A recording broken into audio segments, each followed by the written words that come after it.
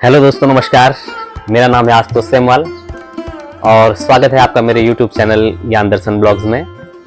दोस्तों, इस चैनल के माध्यम से हम आपको उत्तराखंड में स्थित सिद्ध पीठों के बारे में बताने का प्रयास कर रहे हैं। आज इसी क्रम में हम पंच केदार के बारे में आपको जानकारी देंगे। पंच केदार में दोस्तों जो प्रथम केदार हैं वो भगवान श्री केदारनाथ हैं, जो कि अपने आप में हिंदुस्तान में स्थित 12 ज्योतिर्लिंगों में से 11वें ज्योतिर्लिंग हैं। तो आज हम भगवान केदारनाथ के बारे में हम आपको बताएंगे। तो दोस्तों आइए जानते हैं भगवान श्री केदारनाथ की क्या महिमा है। तो चलिए जानते हैं। ओम महाद्रिपार्श्वे च तटे रमन्तं सम्पूज्यमानं सततं मुनीन्द्रहे सुरासुरैर्यक्षमहोरिगाद्ये केदारमीशं शिवमेकमीडे। सज्जनों, आज मैं आपको ज्ञान दर्शन ब्लॉग को आगे बढ़ाते हुए पंच केदारों में प्रथम केदार जो केदारेश्वर भगवान शंकर हैं, केदारनाथ जी हैं, उनके बारे में बताने का प्रयास कर रहा हूं, जो कि इस प्रकार से है। कहा गया है कि केदारनाथ 5 जगहों पर प्रकट हुए हैं। इसके संबंध में स्कंद पुराण में लिखा हुआ केदारम मध्यमम तुंगम तथा रुद्रालयम प्रियम कल्पकम च महादेवी सर्व पाप प्रणाशनम। केदारम मध्यमम तुंगम तथा रुद्रालयम प्रियम कल्पकम च महादेवी सर्व पाप प्रणाशनम। भगवान शंकर माता पार्वती से कहते हैं, हे गौरी, हे पार्वती, मैं केदार खंड में 5 जगहों पर 5 स्थानों पर प्रकट हुआ हूँ लिंग रूप में। प्रथम मैं केदारनाथ में प्रकट हुआ हूँ, दूसरा स्थान मेरा मदमहेश्वर है, तीसरा स्थान मेरा तुंगनाथ है, चौथा स्थान मेरा रुद्रनाथ है और 5वां स्थान मेरा कल्पेश्वर नाथ है। इस प्रकार से ये 5 केदार हैं। पंच केदारों में ये 5 केदार माने जाते हैं। केदार मंडलम यावत तावदंत परम मतम श्री शिव से महाभागा क्रीड़ा स्थान में परम। ये जो केदार मंडल है, जब जहाँ तक केदार मंडल फैला हुआ है, वहाँ सारा केदार भूमि जो केदार मंडल है शिव भगवान शंकर की जो है क्रीड़ा भूमि है। यहाँ पर भगवान शंकर की क्रीड़ा स्थली है। आगे भी कहते हैं, केदार मंडल से व स्वर्ग भूमि देवतात्मनः इदम परमकम स्थानम पृथिव्याम भिन्न मुच्यते है। ये जो केदार मंडल है ये स्वर्ग भूमि है। इस संसार में स्वर्ग भूमि कही जाती है। इदम परमकम स्थानम, यह परम दिव्य स्थान है। पृथिव्याम भिन्न मुच्यते, और पृथ्वी से यह स्थान बिल्कुल भिन्न है। इस प्रकार से केदार खंड की जो विस्तृति है, केदार खंड कहाँ से कहाँ तक फैला हुआ है, कैसी विस्तृति इसकी है, कहाँ से कहाँ तक फैला हुआ है। कहा गया है, नंदा पर्वतमाराभ्य यावत काष्ठगिरि भवेत तावत केदारकम क्षेत्रम शिव मंदिर मुत्तमम। नंदा पर्वत से लेकर के जहाँ तक काष्ठगिरि पर्वत है और जहाँ तक जो है हरिहरद्वार है, जो हरिद्वार है, हरिद्वार से लेकर के और आपके श्वेतगिरि पर्वत तक जो है, ये सारा केदार मंडल है और यह शिव जी का शिव मंदिर कहलाता है। इस प्रकार से केदारनाथ में केदार का जो अर्थ है, केदार किसे कहते हैं? केदार का संस्कृत शब्द का अर्थ है केदार माने दलदल, अर्थात ऐसी भूमि जो दलदल भूमि हो, इसको केदार कहते हैं। और संस्कृत में इसकी दूसरी व्याख्या भी है कि माने स्वर्ग, दार माने द्वार, अर्थात जो स्वर्ग का दरवाजा है, जहाँ से कोई भी मनुष्य मोक्ष पाने पर स्वर्ग पहुंच जाता है, इसको केदार कहते हैं। केदार भूमि जो है, केदार मंडलम सर्वम भुक्ति मुक्ति प्रदायकम। ये केदार मंडल की जो भूमि है वो भुक्ति भी देने वाली है, भोग देने वाली है और मुक्ति भी देने वाली है। यहाँ कई बड़े बड़े राजा महाराजा आए, उन्होंने भगवान शंकर की तपस्या की और तपस्या करने के बाद कई राजा महाराजों ने यहाँ भोग मांगा है, ऐश्वर्य मांगा। जैसे कि रावण यहाँ आया, रावण ने ऐश्वर्य मांगा, उसको ऐश्वर्य मिला। और यहाँ पर बाणासुर आए, बाणासुर ने भी सारी पृथ्वी पर विजय की, उसने भी ऐश्वर्य मांगा। और यहाँ पर आपके जो हैं और भी राजा महाराजा कई सारे लोग आए, इन्होंने अपने भोग के लिए ऐश्वर्य मांगा। इस प्रकार से यह भुक्ति देने वाला भी क्षेत्र है और मुक्ति देने वाला भी क्षेत्र है। प्राचीन काल में जब द्वापर प्रारंभ हुआ तो द्वापर के समय में जब महाभारत का युद्ध होने वाला था, तो महाभारत के युद्ध के समय पर जो है बहुत बड़ा घोर संग्राम कौरवों और पांडवों में हुआ। तो कौरवों और पांडवों के युद्ध के समय में जो है यहाँ पर बहुत क्षति हुई, बहुत जनहानि हुई, बहुत सारे कौरव पक्ष के बड़े बड़े योद्धा मारे गए और इस प्रकार से कुरुक्षेत्र के मैदान में यह युद्ध चला। इस युद्ध में बहुत जनहानि हुई, बहुत लोग मरे। तो मरने के बाद तब पांडवों को गुरु गोत्र हत्या लगी और गुरु गोत्र हत्या लगने पर पांडव जो है उस पाप के प्रक्षालन के लिए, उस पाप की मुक्ति के लिए भगवान श्री कृष्ण की राय पर और वेद व्यास जी की राय पर केदार मंडल की ओर चल पड़े। केदार खंड जहाँ है वहां चल पड़े। वहां आकर के उन्होंने क्या किया, अतस्ते पाणुदायादा गुरु गोत्र बदार्यतः अत्यागत्य जहु पापम जगमुष्ट परमम पदम। पांडव जब वहां आए तो यहाँ आकर के उनको क्या हुआ, उनकी गुरु गोत्र हत्या दूर हुई। भगवान शंकर का दर्शन जब उनको हुआ, गुरु गोत्र हत्या से विमुक्त हुए और यहाँ आकर के उनके सारे पाप मिट गए और उनको मोक्ष की प्राप्ति हुई। इस प्रकार से जो केदार खंड है बड़ा ही पवित्र खंड है। केदार मंडलम सर्वम शिव मंदिर उत्तमम। ये सारा जो पंच केदार क्षेत्र है ये भगवान शिव का शिव मंदिर कहलाता है। लेकिन प्राचीन काल में जब द्वापर युग में पांडव यहाँ आए थे तो पांडव यहाँ आने पर भगवान शंकर ने इनको एकदम से सीधा सीधा दर्शन नहीं दिया।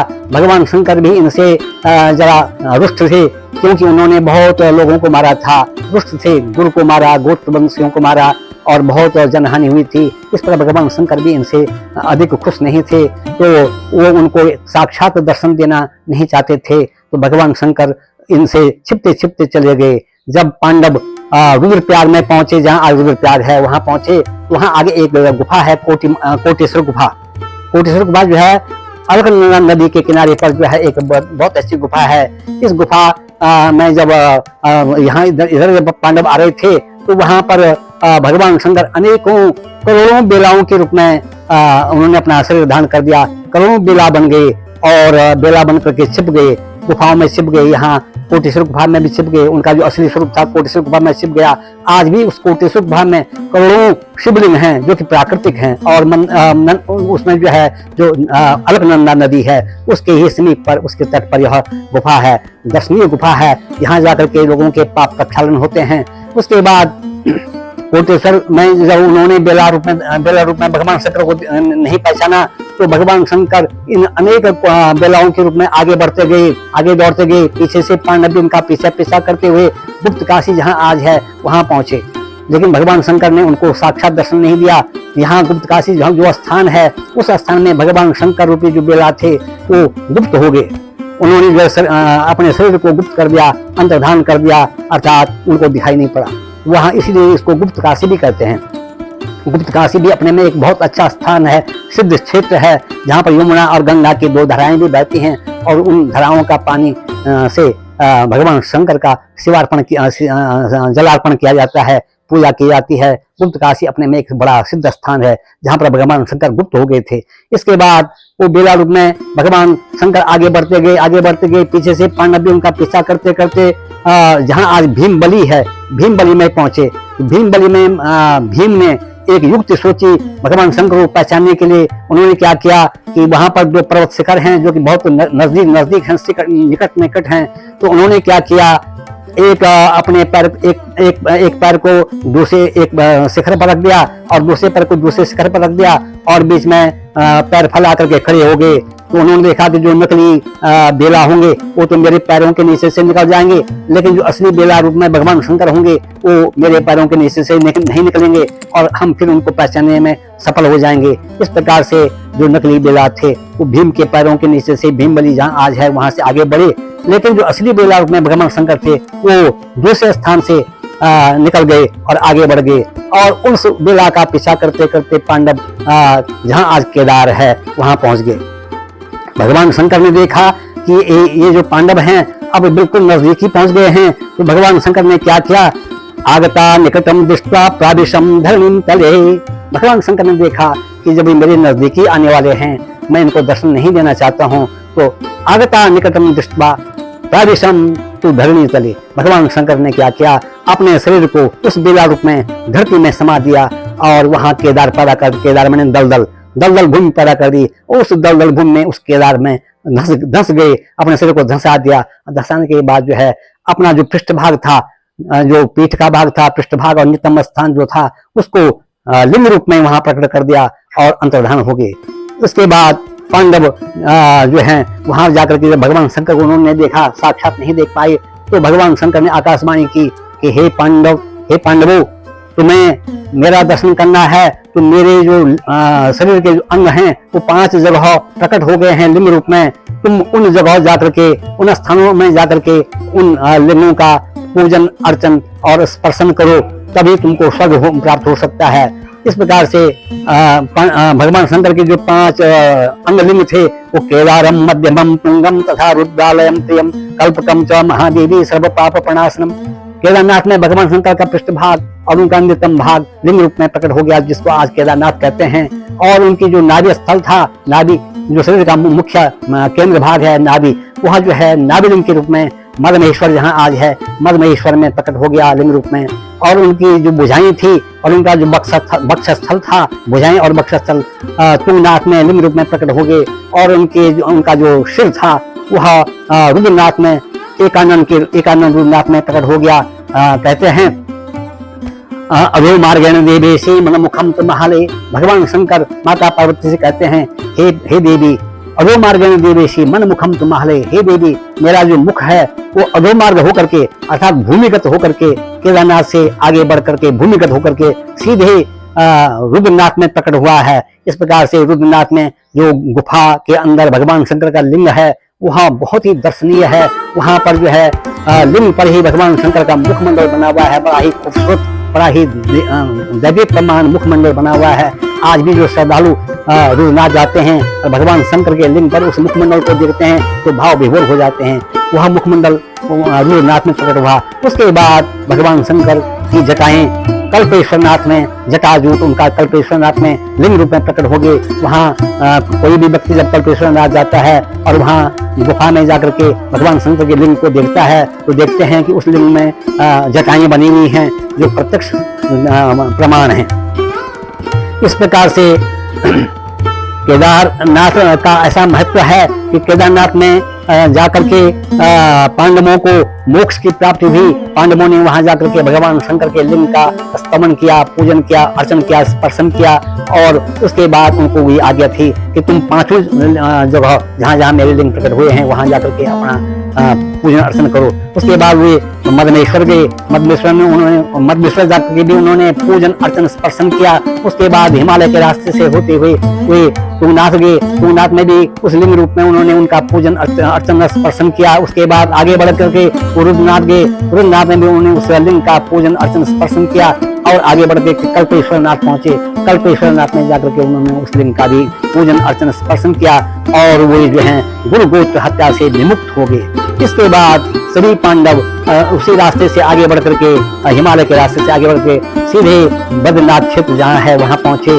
वहां से आगे जो साम्याप्रास, जिसको प्राचीन नाम साम्याप्रास मणिभद्रपुरम है, जिसको आज माना कहते हैं, वहां पहुंचे। वहां जाकर के उसके आगे वो गए सत्यपंथ मार्ग में, और सत्यपंथ मार्ग में जब गए तो वहां जाकर के पांडव सीधे सत्यपंथ मार्ग में ही एक एक करके जो है उनको मोक्ष मिल गया।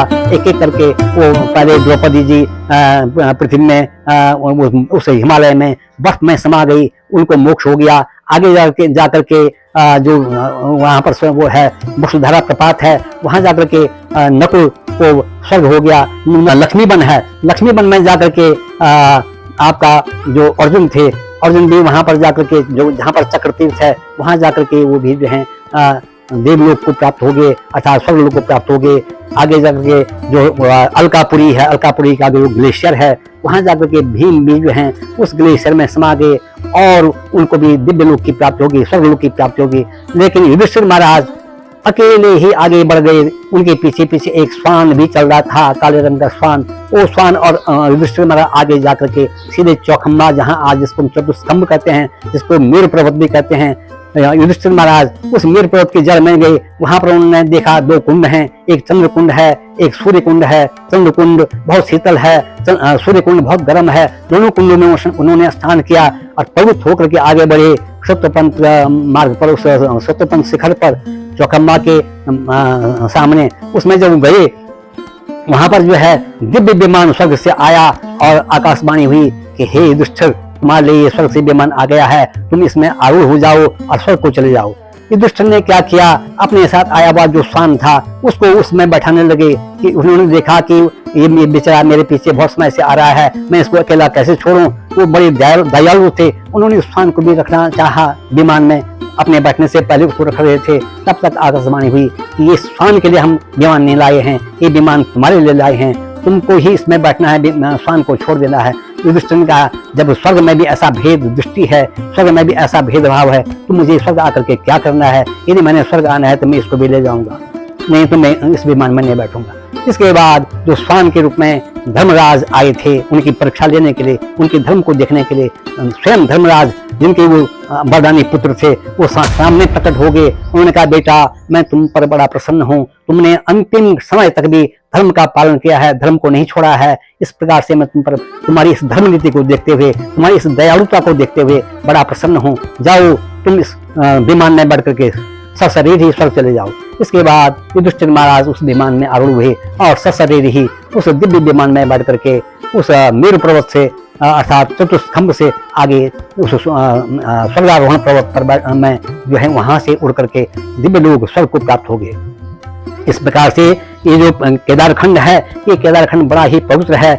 इनमें जो केदारनाथ जी हैं, केदारनाथ में जो है बड़े अच्छे अच्छे पर्वत शिखर हैं। केदारनाथ जी का जहाँ आज मंदिर है वहां पर पीछे से महेंद्र पर्वत, जिसको कि सुमेरु भी कहते हैं, और वो भी विराजमान है। और उसके सुमेरु पर्वत के बिल्कुल ही उसके कंठ में हरिहर पर्वत हैं। हरिहर पर्वत के नीचे से एक मंदर पर्वत है और सुमेरु पर्वत के बगल में ही एक किमपुरुष वर्ष पर्वत है और इसके बगल में ही एक हनुमान टोक पर्वत है। इस प्रकार से सुंदर सुंदर पर्वत केदारनाथ जी के ऊपर से विराजमान है, जो कि केदारनाथ जी की सुषमा को, केदारनाथ जी की शोभा को चार चांद लगाते हैं। केदारनाथ जी में अनेक गुफाएं हैं। भृगु ऋषि ने वहां तपस्या की, वहां भृगु गुफा भी है। ब्रह्मा जी ने वहां तपस्या की, वहां ब्रह्म गुफा भी है। कुबेर ने वहां तपस्या की, वहां कुबेर गुफा है। परशुराम जी ने वहां तपस्या की, परशुराम आज भी अमर हैं और उस गुफा पर आज भी वहां गुप्त रह करके तपस्या करते हैं। इस प्रकार से केदारखंड में जो सरताएं हैं, नदियां हैं, प्रपात हैं, झरने हैं, इस प्रकार से मंदाकिनी, केदार गंगा, सरस्वती, मधुगंगा और क्षीर गंगा वहां आज भी कल नाद करती भी बहती रहती हैं, जिनका जल बिल्कुल ही अमृत के समान सुंदर और ठंडा है। इस प्रकार से जो भी व्यक्ति इन नदियों में, इन झरनों में स्नान करता है वहाँ स्वर्ग को प्राप्त हो जाता है। वहाँ कुछ कुंड भी हैं जिसका नाम रेतस कुंड है, उदक कुंड है। रेतस कुंड में लोग अपने पितरों का तर्पण अर्चन करते हैं और उनके पितर जो हैं स्वर्ग को प्राप्त हो जाते हैं। उदक कुंड भी है, उदक कुंड का जल भी बड़ा ही पुण्यदायी है। वो इसका स्पर्श करने से, इसका आचमन करने से लोग स्वर्ग हो जाते हैं। यहाँ पर केदारनाथ जी में आगे बड़े अच्छे अच्छे सरोवर भी हैं। एक बासुकी सरोवर है, बासुकी ताल जिसे कहते हैं। वहाँ बासुकीनाथ का निवास आज भी है। प्रचंड रूप से बासुकीनाथ आज भी वहाँ भगवान शंकर की तपस्या में रहते हैं, क्योंकि भगवान शंकर के वो गले का हार हैं। वहां रहते हैं बासुकी ताल में। और उसमें ऊपर से एक चोराबाड़ी ताल था जिसको गांधी सरोवर भी कहते थे, लेकिन चोराबाड़ी ताल भी बड़ा ही सुंदर, बड़ा ही पवित्र था। लेकिन 2014 की जो त्रासदी हुई थी, उस त्रासदी में चोराबाड़ी ताल टूट गया था, जिसने कि बहुत भारी भरकम तबाही मचाई थी। आज वो चोराबाड़ी ताल अस्तित्व में नहीं है, पहले था, बहुत सुंदर ताल था। इसके ऊपर एक पया ताल है, पया ताल भी बड़ा ही सुंदर है, रमणीक है। उसका पानी भी बड़ा स्वर्ग को देने वाला है। कहते हैं कि पया ताल में एक देव वृक्ष रहता है, देव वृक्ष की छाया वहां पड़ती है, लेकिन देव वृक्ष दिखाई नहीं पड़ता है, जो कि जिसको कल्प वृक्ष कहते हैं। लेकिन पया ताल इतना सुंदर है जिसमें देव वृक्ष की परछाई पड़ती है। जो भाग्यशाली पुरुष होते हैं वो उस परछाई को भी देखते हैं। इसके बाद केदारनाथ में बहुत सारे दिव्य स्थान हैं। एक वहाँ भृकुंड भैरव हैं, जो केदारनाथ के मंदिर से ऊपर एक शिला पर, एक गुफा पर रहते हैं। ऊपर भृकुंड गुफा है, भृकुंड भैरव, वहाँ उस एक चट्टान पर उनकी मूर्तियां सजा करके रखी जाती हैं। वहां पर उनकी पूजा होती है, भृकुंड भैरव की पूजा होती है, जो केदारनाथ से लगभग 2 किलोमीटर ऊपर है। और केदारनाथ के रास्ते में नीचे से जो है, केदारनाथ के रास्ते में सबसे नीचे गौरी कुंड है, जहाँ से केदारनाथ की जो पर्वत की चढ़ाई शुरू होती है। और गौरी कुंड एक अपने में एक बहुत पवित्र स्थान है। गौरी कुंड में 2 कुंड हैं, 2 छोटे छोटे कुंड हैं। एक कुंड का नाम गौरी कुंड है, जिसमें माता गौरी ने किसी जमाने में अपने भगवान शंकर से जब उनका प्रणय संबंध हुआ था, उन्होंने वहां ऋतु स्थान किया था। ऋतु स्थान के बाद वहां पर जो है भगवान शंकर की कृपा से गौरी माता को भगवान शंकर ने उनको वहां दर्शन दिया, जो कि गौरीश्वर लिंग के रूप में आज भी वहां पूजित अर्चित होते हैं। और वहीं पर जो है महासेन कार्तिकेय का जन्म भी हुआ था। उसके बगल में ही तप्त कुंड है। तप्त कुंड में लोग यात्रीगण जब जाते समय और आते समय वहां पर स्नान करते हैं और अपनी मार्ग की सारी थकान को मिटा देते हैं। गौरी कुंड में भी लोग स्नान करते हैं, पितरों का तर्पण अर्चन करते हैं। गौरी कुंड एक ऐसा स्थान है जहाँ पर माता गौरी की भी पूजा होती है और भगवान गौरीश्वर की भी पूजा होती है। वहां पर जो है भगवान गणेश जो विनायक हैं, जो गजानन हैं, उनका भी जन्म हुआ था। और ऊपर से जो है वहां पर स्वामी कार्तिकेय का भी जन्म हुआ था। इस प्रकार से यह स्थान बड़ा ही पवित्र स्थान है। वहां पर बड़े बड़े ऋषियों की तपस्या हुई है। ब्रह्मा ने वहां तपस्या की, भृगु ऋषि ने वहां तपस्या की, आदि गुरु शंकराचार्य ने वहां तपस्या की और गुरु गोरक्षनाथ जी ने भी वहां तपस्या की। और परशुराम जी आज भी अमर हैं और वो उसमें महेंद्र पर्वत पर हमेशा तपस्या में बैठे रहते हैं, परशुराम गुफा के अंदर।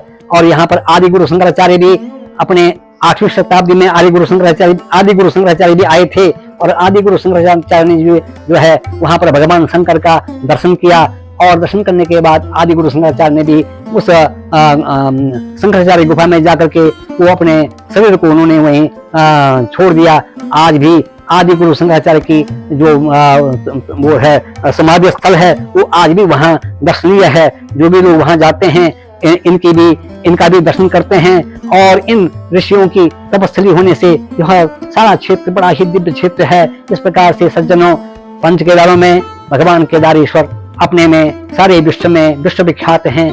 केदारनाथ में जाकर के जो भगवान केदार का सांगोपांग ढंग से, सांगोपांग विधि से अर्चन पूजन करता है, उसको मोक्ष की प्राप्ति होती है, वैभवों की प्राप्ति होती है। उसके सारे कलमश दूर हो जाते हैं, उसके सारे कष्ट दूर हो जाते हैं। केदारनाथ में भगवान शंकर के का जो ये सुंदर पीठ है, इसमें रावल परंपरा है। आदिकाल से रावल परंपरा, जो आदि गुरु शंकराचार्य थे, उन्होंने वहां पर रावल परंपरा का शुभारंभ किया था। यहाँ पर दक्षिण भारत के जो कर्नाटक के जो रावल हैं, वो आकर के यहाँ पूजा करते हैं। वो इस पीठ के पीठाधीश्वर हैं।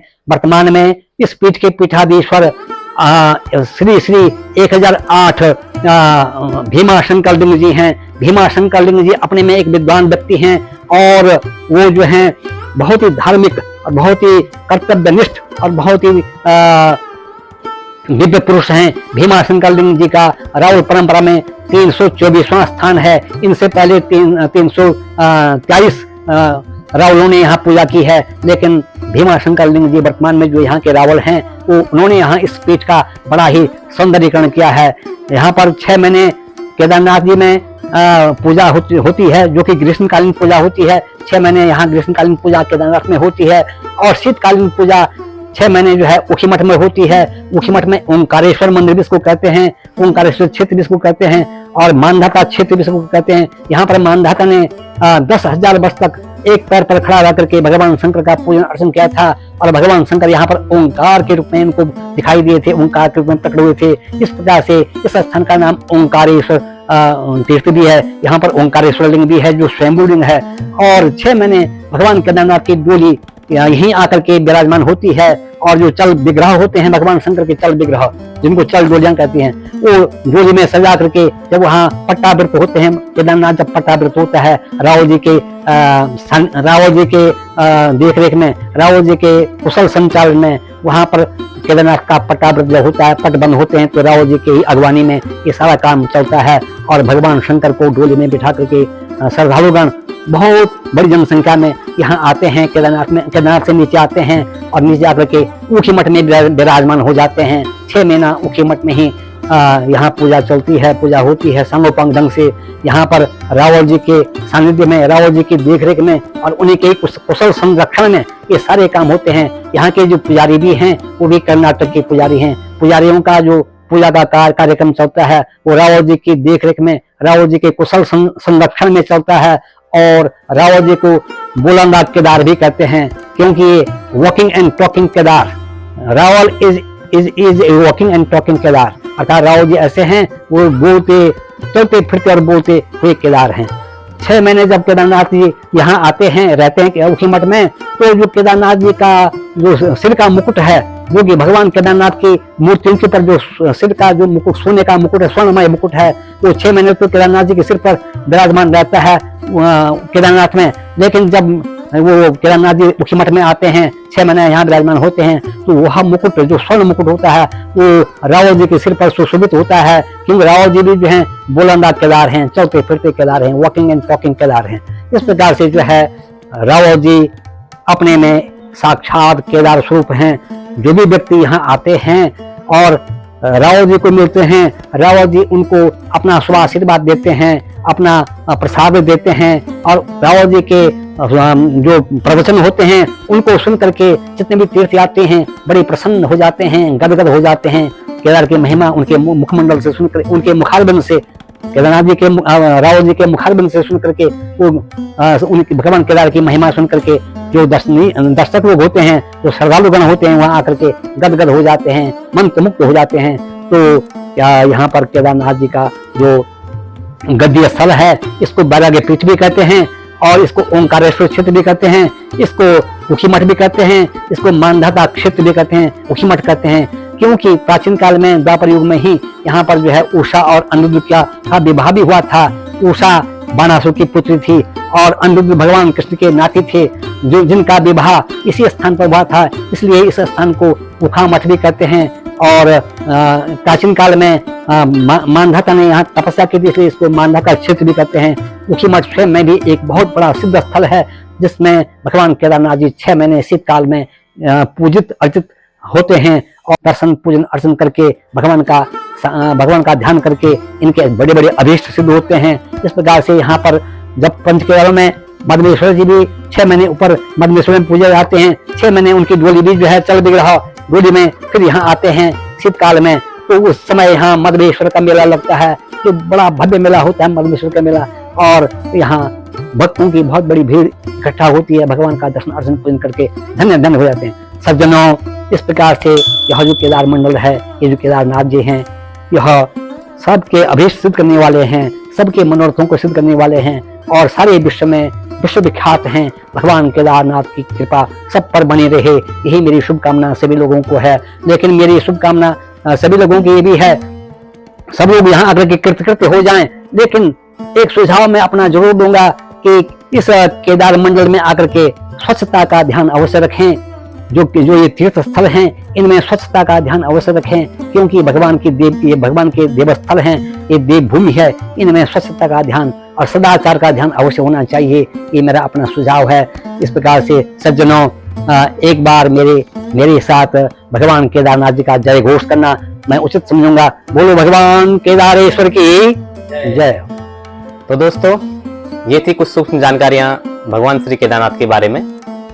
आशा करता हूं आपको ये जानकारियां अच्छी लगी होंगी। अगर आपको ये जानकारियां अच्छी लग रही हैं तो हमारे चैनल को लाइक कीजिए, सब्सक्राइब कीजिए, शेयर कीजिए, ताकि हम भी मोटिवेट हों इस तरह के वीडियो बनाने के लिए। और भगवान केदारनाथ के बारे में हम आपको आगे भी अन्य ब्लॉगों के माध्यम से बताएंगे, क्योंकि ये प्रथम केदार हैं भारतवर्ष में। 12 ज्योतिर्लिंगों में से 11वें ज्योतिर्लिंग भगवान श्री केदारनाथ हैं, और उत्तराखंड में पंच केदार हैं। पंच केदारों में से प्रथम केदार भगवान केदारनाथ जी हैं। और आशा करता हूं आपको ये ब्लॉग अच्छा लगा होगा, और मैं भगवान केदारनाथ से आपके दीर्घायु और अच्छे स्वास्थ्य की कामना करता हूं। और मिलते हैं आपको ऐसे एक नए ब्लॉग में। तब तक के लिए अपना खूब सारा ध्यान रखिए। प्रणाम।